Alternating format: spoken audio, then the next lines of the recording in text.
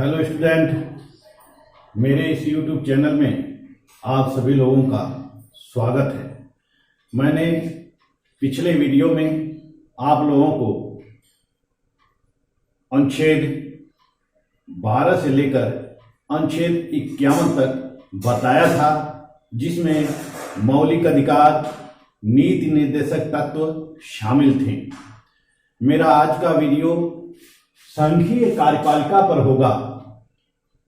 राष्ट्रपति अनुच्छेद 52 से लेकर 62 तक, अनुच्छेद 52 से 62 तक, जिसमें राष्ट्रपति के बारे में प्रावधान किया गया है। सबसे पहले मैं आप लोगों को सरकार पर प्रकाश डालना चाहूंगा कि सरकार के कितने अंग होते हैं। किसी भी देश की शासन व्यवस्था सरकार के द्वारा संचालित होती है और इस सरकार के द्वारा ही सारे कार्य क्रियान्वित किए जाते हैं।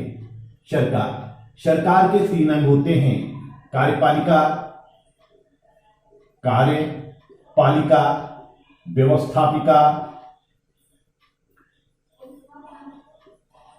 और न्यायपालिका। ये सरकार के अंग हैं। इन्हीं के द्वारा किसी भी देश की शासन व्यवस्था संचालित किया जाता है।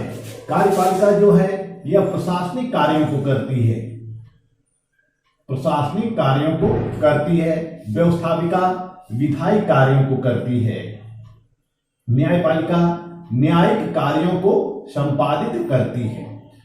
कि ये जो 3 अंग हैं, सरकार के जो 3 अंग हैं, इनमें एक अद्भुत समन्वय और संतुलन स्थापित किया गया है। संघीय शासन व्यवस्था में कार्यपालिका व्यवस्थापिका के प्रति अनुत्तरदायी होती है। संसदीय शासन व्यवस्था में कार्यपालिका व्यवस्थापिका के प्रति उत्तरदायी होती है। हमारे भारत का संविधान, जो कि ब्रिटिश संविधान पर आधारित है, ब्रिटिश शासन व्यवस्था के आधार पर ही संचालित है, वह संसदीय शासन व्यवस्था को अपनाए हुए है। संसदीय शासन व्यवस्था यह संसदीय शासन व्यवस्था जो होती है, संसदीय शासन व्यवस्था में जो कार्यपालिका होती है यह व्यवस्थापिका के प्रति उत्तरदायी होती है। कार्यपालिका संसद के प्रति उत्तरदायी होती है, क्योंकि कार्यपालिका को जो चुनाव किया जाता है, कार्यपालिका का जो गठन किया जाता है, वह संसद से ही किया जाता है। जबकि अध्यक्षात्मक शासन व्यवस्था में कार्यपालिका का गठन स्वतंत्र रूप से किया जाता है। उससे व्यवस्थापिका से या विधायी से या संसद से कोई मतलब नहीं होता है। संसद का निर्वाचन अलग होता है और कार्यपालिका का निर्वाचन अलग होता है। जैसे कि अमेरिकी शासन प्रणाली, अमेरिका में कार्यपालिका किसको हम कहते हैं? राष्ट्रपति को कहते हैं। यह राष्ट्रपति का निर्वाचन अलग से, इसका निर्वाचन अलग से निर्वाचन मंडल के द्वारा किया जाता है। जबकि जो संसद होती है या विधायिका होती है या व्यवस्थापिका, जिसको हम कांग्रेस कहते हैं, कांग्रेस के 2 सदन होते हैं।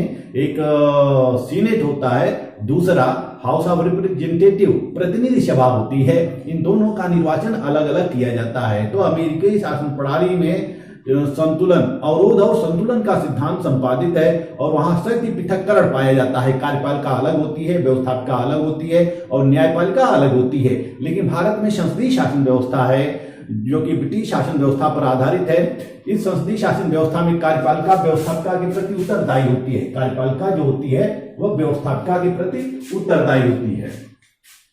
कार्यपालिका,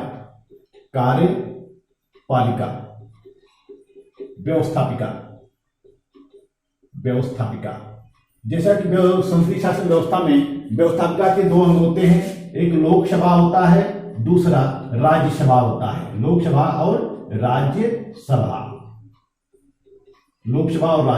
कार्यपालिका संसदीय शासन व्यवस्था में 2 प्रकार की होती है। एक नाम मात्र की कार्यपालिका, जो कि राष्ट्रपति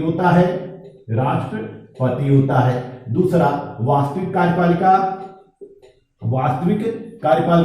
जिसका अध्यक्ष कौन होता है? प्रधानमंत्री और मंत्रिपरिषद होती है। तो संसदीय शासन व्यवस्था में इस कार्यपालिका का, जो वास्तविक कार्यपालिका है, इसका चयन कहां किया जाता है, इसका गठन लोकसभा से ही किया जाता है। हमारे यहाँ प्रधानमंत्री का अलग से निर्वाचन नहीं होता है, कैबिनेट या मंत्रिपरिषद का अलग से निर्वाचन नहीं होता है, बल्कि एक ही निर्वाचन होता है, वह लोकसभा से होता है। लोकसभा के सदस्य ही प्रधानमंत्री, लोकसभा में जिस दल का बहुमत होता है, जिस दल का बहुमत होता है उसी दल की सरकार बनती है। तो लोकसभा में जिस दल का बहुमत होता है उसी दल के बहुमत के नेता को राष्ट्रपति प्रधानमंत्री पद के लिए आमंत्रित करता है और प्रधानमंत्री की सलाह से मंत्रिपरिषद का गठन करता है। तो ये जो कार्यपालिका हो गई, ये इसके प्रति उत्तरदायी होती है। यह कोई भी कार्य अपने मन से नहीं कर सकती है। यह विधायी कार्यों में यह इसकी सहमति लेती रहती है, यानी कि यह मनमाना नहीं हो सकती है, निरंकुश नहीं हो सकती। यदि यह निरंकुश होती है तो लोकसभा इसके विरुद्ध क्या करती है? अविश्वास प्रस्ताव पारित कर देती है। अविश्वास प्रस्ताव पारित कर देती है और इसकी सरकार जा सकती है। तो इस तरह से संसदीय शासन व्यवस्था में शासन पर संसद का नियंत्रण होता है, संसद का नियंत्रण होता है। तो जैसा कि हम आपको आज राष्ट्रपति बता रहे हैं, राष्ट्रपति बताने जा रहे हैं, तो राष्ट्रपति कार्यपालिका का अभिन्न अंग होता है। जैसा कि हमारे भारतीय संविधान के अनुच्छेद 52 में कहा गया है कि भारत का एक राष्ट्रपति होगा, भारत का एक राष्ट्रपति होगा, राष्ट्रपति, भारत का एक राष्ट्रपति होगा। अनुच्छेद 53 में कहा गया है, अनुच्छेद 53 में कहा गया है कि संघ की कार्यपालिका, संघ की कार्यपालिका शक्ति राष्ट्रपति में निहित होगी, राष्ट्रपति में निहित होगी, निहित होगी। कौन सी शक्ति? कार्यपालिका शक्ति, जो मंत्री परिषद के परामर्श के अनुसार कार्य करेगा, मंत्री परिषद के परामर्श से कार्य करेगा, मंत्री परिषद के परामर्श से कार्य करेगा। अनुच्छेद 54 में कहा गया, अनुच्छेद 54 में जो है वह निर्वाचक मंडल की व्यवस्था है, निर्वाचक मंडल की व्यवस्था की गई है, निर्वाचक मंडल की व्यवस्था की गई है। अनुच्छेद 55 में रीति, निर्वाचन की रीति दी गई है, निर्वाचन की रीति दी गई है, प्रक्रिया दी गई है कि राष्ट्रपति का निर्वाचन किस प्रकार से होगा। अनुच्छेद 56 में इसके पदावधि के बारे में उल्लेख है। राष्ट्रपति का कार्यकाल कितना होगा? 5 वर्ष होगा। अनुच्छेद 57 में पुनर्निर्वाचन का प्रावधान है, पुनर्निर्वाचन का प्रावधान है। अनुच्छेद 57 में पुनर्निर्वाचन का प्रावधान है। और इसी तरह अनुच्छेद 58 में योग्यता दी गई है, योग्यता का वर्णन किया गया है। अनुच्छेद 59 में राष्ट्रपति पद के लिए कुछ विशेष शर्तें आरोपित की गई हैं, कुछ विशेष शर्तें आरोपित की गई हैं। अनुच्छेद 60 में शपथ दिया गया है, शपथ दिया गया है। अनुच्छेद 61 में महाभियोग की प्रक्रिया दी गई है, महाभियोग की प्रक्रिया दी गई है। अनुच्छेद 62 में नए राष्ट्रपति के चुनाव के बारे में है, नए राष्ट्रपति के चुनाव के बारे में है, चुनाव के बारे में है। इस तरह से अनुच्छेद 52 से लेके 62 तक भारत के राष्ट्रपति के बारे में प्रावधान है, राष्ट्रपति के बारे में प्रावधान है। अब हम शुरू करते हैं राष्ट्रपति की योग्यताएं। योग्यता क्या होती है राष्ट्रपति की? राष्ट्रपति पद के लिए योग्यता क्या होती है? उसकी आयु कितनी होनी चाहिए? 35 वर्ष होनी चाहिए, आयु 35 वर्ष होनी चाहिए। वह दूसरी योग्यता क्या है? भारत का नागरिक होना चाहिए। तीसरी योग्यता क्या है? लोकसभा का सदस्य, लोकसभा का सदस्य निर्वाचित होने की योग्यता रखता हो, निर्वाचित होने की योग्यता रखता हो, योग्यता रखता हो। कुछ अनर्हताएं भी हैं, अनर्हताएं भी हैं। क्या है? वह लाभ के पद पर न हो, लाभ के पद पर न हो। दूसरा, पागल दिवालिया न हो, पागल दिवालिया न हो। तीसरा, वह संसद या विधानमंडल का सदस्य न हो, विधानमंडल का सदस्य न हो। यदि सदस्य होता है तो उसको राष्ट्रपति पद पर निर्वाचित होने के पश्चात अपने पद से इस्तीफा देना होता है। यानी कि जिस दिन वह राष्ट्रपति का पद ग्रहण करता है उस दिन से जो उसके पूर्व का पद है वह रिक्त समझा जाएगा। नेक्स्ट जो है वह है राष्ट्रपति के लिए योग्यताएं तो हो गई। राष्ट्रपति का निर्वाचन कैसे होता है? निर्वाचन कैसे होता है? राष्ट्रपति का निर्वाचन अनुच्छेद 54 और 55 में दिया गया है। अनुच्छेद 54 में निर्वाचक मंडल की व्यवस्था की गई है। उसमें कहा गया है पहला कि संसद के दोनों सदनों के निर्वाचित सदस्य, संसद के दोनों सदनों के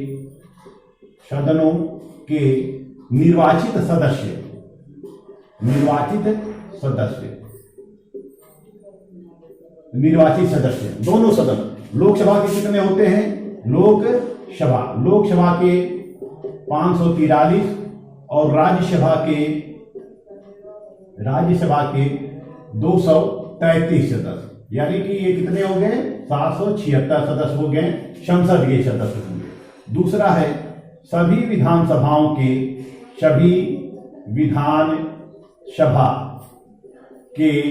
निर्वाचित सदस्य होते हैं, निर्वाचित सदस्य। ये दोनों सदस्य मिलकर संसद में लोकसभा और राज्यसभा तथा विधानसभा के सदस्य मिलकर राष्ट्रपति का निर्वाचन करते हैं। 70वें संवैधानिक संशोधन 1992 के द्वारा दिल्ली और पांडिचेरी को भी इसमें शामिल कर लिया गया। यानी कि अब जो दिल्ली और पांडिचेरी ये केंद्र शासित प्रदेश थे, 70वें संवैधानिक संशोधन 1992 के द्वारा इनको भी राष्ट्रपति के चुनाव में सम्मिलित कर लिया गया, क्योंकि यहाँ भी विधानसभाएं स्थापित हो गई तो दिल्ली और पांडिचेरी भी राष्ट्रपति के निर्वाचन में भाग लेते हैं। दिल्ली और पांडिचेरी के विधानसभा के सदस्य भी, निर्वाचित विधानसभा के सदस्य भी राष्ट्रपति के निर्वाचन में भाग लेते हैं। तो इस तरह से यह निर्वाचक मंडल की व्यवस्था की गई है। अनुच्छेद 55 में जो कहा गया है निर्वाचन की रीति, कैसे निर्वाचन होता है, राष्ट्रपति का निर्वाचन कैसे होता है, राष्ट्रपति का निर्वाचन कैसे होता है। देखिए पहली बात की राष्ट्रपति की चुनाव लड़ने के लिए सबसे पहले कुछ योग्यताएं निर्धारित होनी चाहिए। इसके अलावा जब नॉमिनेशन होता है, नॉमिनेशन के समय 50 प्रस्तावक होने चाहिए और 50 अनुमोदक होने चाहिए। यानी कि 50 लोग प्रस्ताव करें और 50 लोग उस प्रस्ताव का अनुमोदन करें। इस तरह से 100 सदस्य राष्ट्रपति के निर्वाचन के लिए होनी चाहिए। किसके लिए? प्रस्तावक और अनुमोदन करने के लिए। इसके अलावा 15,000 रुपए की राशि उसको जमानत राशि जमा करनी होती है। और राष्ट्रपति पद के निर्वाचन के लिए जो महासचिव होता है, लोकसभा या राज्यसभा का जो महासचिव होता है वह रिटर्निंग ऑफिसर होता है। उसको रिटर्निंग ऑफिसर चक्रानुक्रम के अनुसार नियुक्त किया जाता है। जैसे कभी लोकसभा का हो गया, लोकसभा का जो महासचिव हो गया वह रिटर्निंग ऑफिसर हो गया, और कभी राज्यसभा का हो गया वह रिटर्निंग ऑफिसर हो गया। तो ये वर्तमान समय में 2017 का जो चुनाव हुआ है उस चुनाव में राज्यसभा का जो महासचिव थे वही रिटर्निंग ऑफिसर नियुक्त किए गए थे। तो इतने चीजें होनी चाहिए राष्ट्रपति का चुनाव लड़ने के लिए। और अब वोटिंग कैसे होती है, निर्वाचन कैसे होता है? राष्ट्रपति का निर्वाचन जैसा कि 55 में दिया गया है, निर्वाचन की रीति अनुच्छेद 55 में दिया गया है। एकल संक्रमणीय मत पद्धति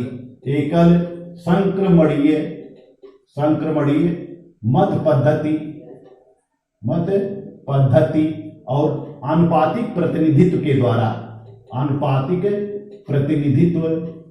के सिद्धांत पर राष्ट्रपति का निर्वाचन होता है। एकल संक्रमणीय मत पद्धति के आधार पर और आनुपातिक प्रतिनिधित्व के आधार पर राष्ट्रपति पद का निर्वाचन होता है। दूसरी चीज क्या होती है कि इसमें संसद के सदस्यों का मत मूल्य जाना जाता है, राज्य के विधानसभाओं का सदस्यों का मत मूल्य जाना जाता है।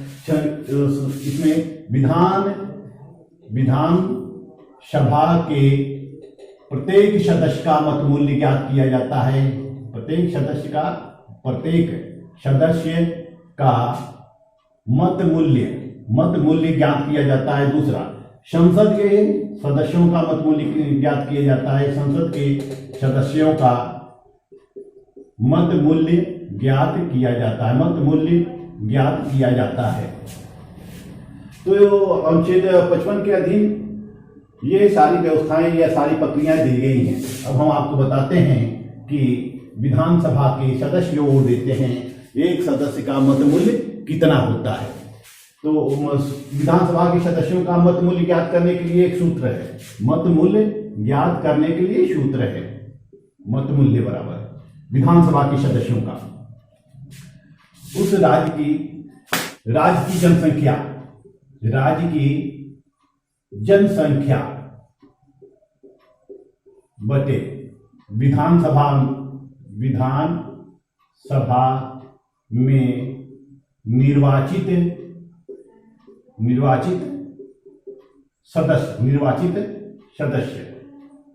निर्वाचित सदस्य गुणे 1000। अब राज्य की जनसंख्या, राष्ट्रपति का जो निर्वाचन होता है, यह कहा गया है कि 1971 के जनसंख्या के अधीन होता है। 1971 के अधीन होता है। 84वां संवैधानिक संशोधन 2001 में किया गया और इसके तहत यह उपबंध किया गया कि 2026 तक, यानी कि 2026 तक राष्ट्रपति का जो निर्वाचन होगा वह 1971 के जनसंख्या के आधार पर ही होता रहेगा। 2026 के बाद जो प्रथम जनगणना होगी तब तक निर्वाचन किस आधार पर होगा, 1971 की जनसंख्या के आधार पर किया जाएगा। तो यह विधानसभाओं के सदस्यों का मत मूल्य हो गया। इसी तरह से संसद के सदस्यों का मत मूल्य ज्ञात करने के लिए, सभी विधानसभाओं के सदस्यों का मत मूल्यों में से हम संसद में निर्वाचित होने वाले सदस्यों की संख्या से भाग दे देते हैं, फिर उसको 1000 से भाग देते हैं। जितना आता है वह संसद के सदस्यों का मत मूल्य हो जाता है। तो राष्ट्रपति के लिए, निर्वाचन के लिए हम मत मूल्य निकाल लेते हैं। दूसरी रीति यह दी गई है कि राष्ट्रपति पद को विजित करने के लिए, यानी जीतने के लिए एक न्यूनतम कोटा होना चाहिए। न्यूनतम कोटा होना चाहिए। न्यूनतम कोटा क्या है? डाले गए कुल वैध मतों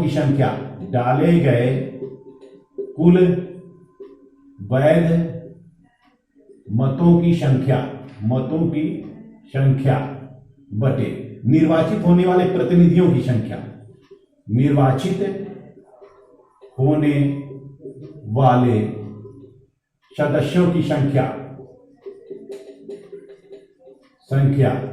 प्लस एक यह कुल वैध मत होते हैं। वैध प्लस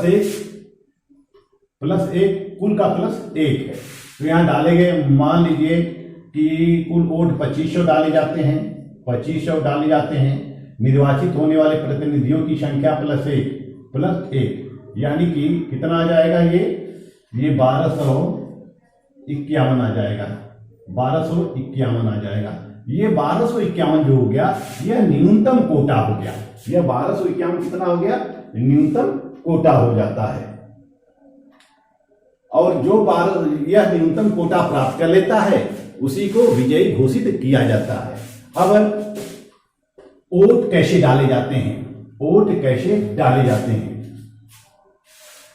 वोट डालने के लिए, सदस्यों को वोट डालने के लिए निर्वाचक एक सूची दी जाती है, बैलेट पेपर दिया जाता है। उसमें जितने प्रत्याशी रहते हैं उन पर उनका नाम इसमें अंकित होता है और इसमें वरीयता सूची अंकित करनी होती है। जैसे कि हम लोकसभा या विधानसभा के चुनाव में हम ठप्पा लगाते हैं, इसमें ठप्पा नहीं लगाना होता है। बल्कि इसमें पसंद की वरीयता अंक अंकित करना होता है। जैसे कि ए को आप पसंद करते हैं, 1 2 3 4, प्रथम वरीयता कौन है, ये है, या किसी को भी दे सकते हैं। तो इसमें वरीयता क्रम अंकित करना होता है। वरीयता क्रम अंकित करके इसमें 2 प्रकार के बैलेट पेपर होते हैं, एक ग्रीन होता है, एक रेड होता है, एक ग्रीन होता है, एक पिंक होता है। ये दोनों संसद के सदस्यों अलग लोकसभा और राज्यसभा को वितरित किए जाते हैं। तो बैलेट पेपर पर जब वोटिंग हो जाती है तो इसको अब बॉक्स में डाल दिया जाता है। जिस दिन गणना होती है, तो मतगणना जिस दिन होती है, तो मतगणना में यह देखा जाता है प्रथम वरीयता प्राप्त कौन है, और प्रथम मतगणना में कोई भी व्यक्ति न्यूनतम कोटा प्राप्त कर लेता है तो उसको विजयी घोषित कर दिया जाता है। अगर प्रथम मतगणना में कोई भी व्यक्ति न्यूनतम कोटा प्राप्त नहीं करता है तो फिर द्वितीय चक्र की मतगणना होती है।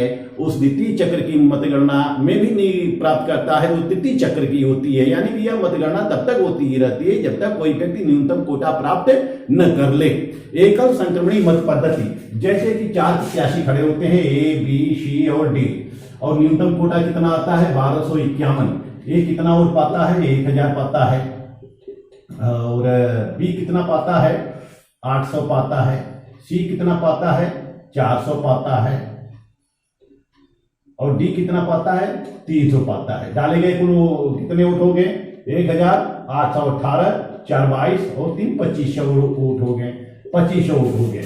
अब जब प्रथम यह देखा जाता है कि पहली बार जो गणना होती है, उस पहली बार की मतगणना में या न्यूनतम कोटा जो प्राप्त अगर कर लेता है तो वो विजयी घोषित हो जाता है। लेकिन इसमें हम देखते हैं कि कोई भी व्यक्ति न्यूनतम कोटा प्राप्त नहीं करता है।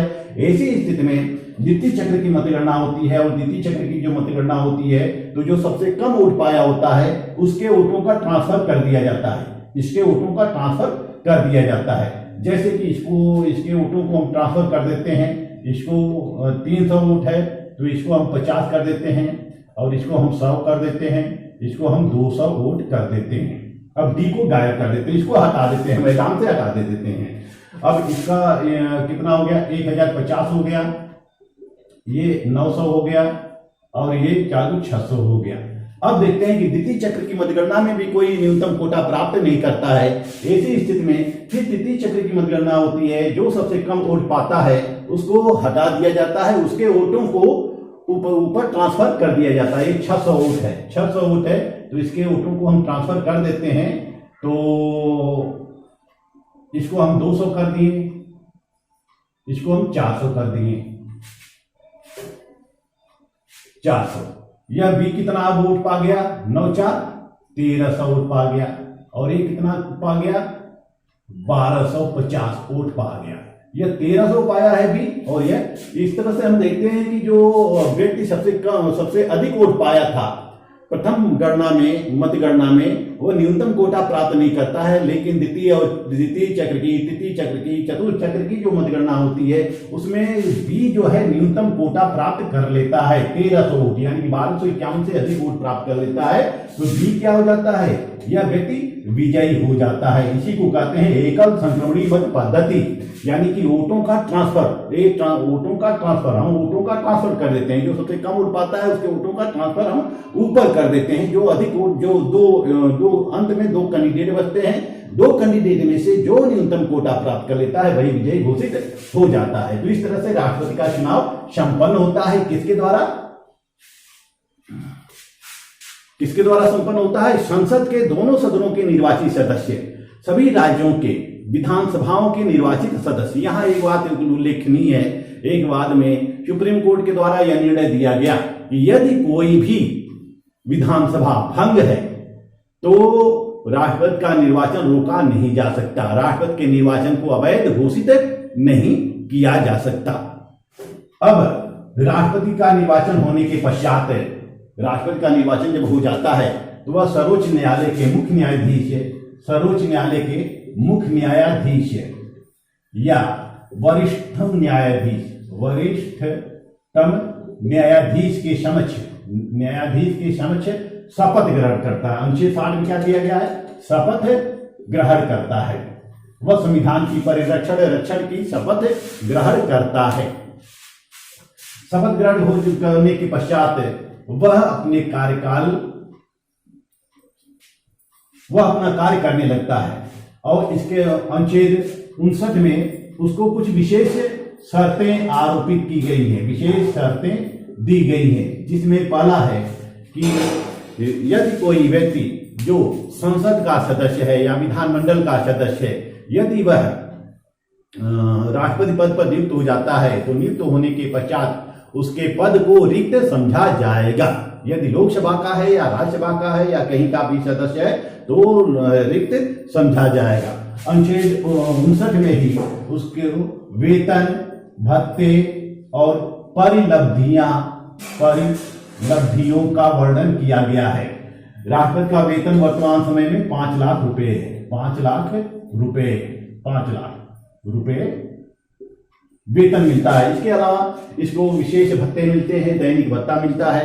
राष्ट्रपति को रहने के लिए एक भवन दिया जाता है जिसको राष्ट्रपति भवन कहा जाता है। उसको हम रायसीना हिल भी कहते हैं, जो दिल्ली में स्थित होता है। वह अपनी सारे सुख सुविधाओं का सरकारी खर्चे पर उपभोग करता है। सरकारी खर्चा जैसे कि हवाई यात्रा, विदेश यात्रा और ट्रेन, वह ट्रेन से भी जा सकता है, एसी का टिकट भी बुक हो सकता है, यानी टेलीफोन सुविधा मिलती है, पेट्रोल मिलता है, बिजली बिल उसको सरकार की तरफ से दिया जाता है, सरकारी खर्चे मिलता है। और कार्यकाल के दौरान उसको वेतन, भत्ते और परिलब्धियों में कोई कमी नहीं की जा सकती है। यानी कि संसद जो समय समय पर निश्चित करे उसी अनुसार उसको वेतन, भत्ते और परिलब्धियां दी जाती है। उसके वेतन भत्तों में किसी प्रकार की कटौती नहीं की जा सकती है। अब पद रिक्तता, जैसे कि अनुच्छेद 57 में पुनर्निर्वाचन का भी प्रावधान है। अनुच्छेद 57 में यह कहा गया है कि कोई भी व्यक्ति एक बार से अधिक बार राष्ट्रपति हो सकता है। इस बारे में कोई हमारे संविधान में कानून नहीं है कि एक व्यक्ति दोबारा राष्ट्रपति नहीं हो सकता है या तिबारा राष्ट्रपति नहीं हो सकता है। अभी तक जो पहली बार 1952 में डॉक्टर राजेंद्र प्रसाद को 2 बार लगातार राष्ट्रपति चुना गया है। तो इसको एक व्यक्ति को दोबारा राष्ट्रपति चुने जाने पर कोई प्रतिबंध नहीं है। अनुच्छेद 61 के तहत महाभियोग की प्रक्रिया का वर्णन किया गया है। महाभियोग की प्रक्रिया का वर्णन किया गया है। यदि वह संविधान का उल्लंघन करता है, संविधान का अतिक्रमण करता है, तो ऐसी स्थिति में संसद के किसी भी सदस्यों के द्वारा उसके ऊपर महाभियोग की प्रक्रिया लाई जा सकती है। यदि राज्यसभा के द्वारा महाभियोग की प्रक्रिया लाई जाती है तो उसकी सुनवाई लोकसभा में होती है और राष्ट्रपति को लोकसभा में स्वयं या अपने प्रतिनिधि को उपस्थित करना होता है और उसके पूर्व राष्ट्रपति को 14 दिन के पूर्व सूचना देनी होती है। और यदि यह लोकसभा के द्वारा पारित हो जाता है, संसद के दोनों सदनों के द्वारा 2/3 बहुमत से पारित हो जाता है, तो महाभियोग की प्रक्रिया पूरी हो जाती है और राष्ट्रपति को अपने पद से त्याग देना पड़ता है। ऐसी स्थिति हमारे भारतीय संविधान में या भारतीय शासन व्यवस्था में अभी तक नहीं आई है कि किसी राष्ट्रपति के ऊपर महाभियोग की प्रक्रिया लगाई जाए। अनुच्छेद 62 में यह कहा गया है कि राष्ट्रपति का पद रिक्त होने के पूर्व ही निर्वाचन करा लिया जाना चाहिए। राष्ट्रपति का पद रिक्त होने के पूर्व ही चुनाव करा लेना चाहिए। यदि राष्ट्रपति की मृत्यु होती है तो ऐसी स्थिति में जिसको कि कार्यवाहक राष्ट्रपति नियुक्त किया जाता है, ऐसी स्थिति में कार्यवाहक राष्ट्रपति नियुक्त करने के 6 महीने के अंदर चुनाव करा लिया जाए। 6 महीने के अंदर चुनाव करा लिया जाए। यदि 6 महीने के अंदर चुनाव करा लिया जाए, ये जो मध्यावधि चुनाव होता है यह केवल कुछ बचे हुए कार्यकाल के लिए नहीं होता है, बल्कि जब चुनाव होता है तो जब नए राष्ट्रपति का चुनाव होता है तो वह 5 वर्ष के लिए बना रहता है। 5 वर्ष तक वह अपने कार्यकाल पर बना रहता है। राष्ट्रपति स्वेच्छा से पद त्याग कर सकता है। तो राष्ट्रपति का पद रिक्त होने पर 6 महीने के भीतर चुनाव कराया जाना आवश्यक होता है। ऐसा हमारे भारतीय संविधान के अनुच्छेद 62 के अंतर्गत कहा गया है। अब मैं आपको नेक्स्ट वीडियो में राष्ट्रपति के पावर बताऊंगा, शक्तियां, राष्ट्रपति की शक्तियां एवं कार्य,